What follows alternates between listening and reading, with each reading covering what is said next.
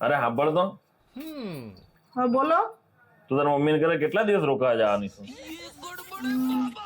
4-5 દિવસ. 4-5 દિવસ? 4-5 દિવસ હું એકલો કેમ રહીશ? હું બાજુવાળીને કહી દઈશ, એ આવીને કામ કરી જશે. बेटा मन में लड्डू फूटा। તને કઈ વાંધો નથી?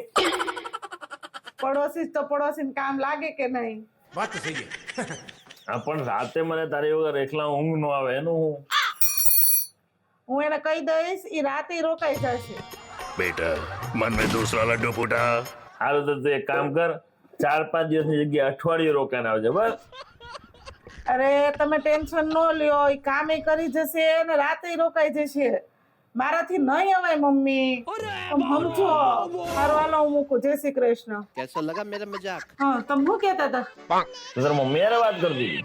હા તો મમ્મી 4-5 દિવસ આગળ તો બોલાવતા હતા, મેં કીધું મારથી નહીં હવે.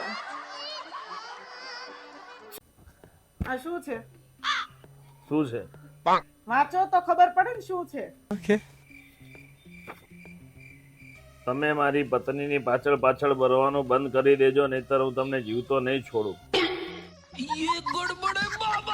મને લાગે છે આ કોકે છે ને કોકને ધમકી ભરેલો પત્ર લખ્યો. કોઈને નહીં, આ તમારા માટે એવો છે ને તમને ધમકી આપે છે. તમે કેદી સુધરશો? તમે ક્યારેક મારું ને તમારા બાળકોનું તો વિચારો. આવા હવે તો લેટર આવવા માંડ્યા છે ધમકીના. હવે હું નહીં ભૂલ કરું આવી, બસ હવે હું તારું અને આપણા છોકરાનું જ ધ્યાન રાખીશ, કોઈનું નહીં કાંઈ કહું બસ. હા બસ હવે બહુ થઈ ગયું. પણ જયશ્રી મને એક વાત તો કે, શું? આમાં નામ તો લખ્યું નથી, તું કોની ઘરવાળીને મૂકી દઉં? ક્યારે નહીં સુધરે.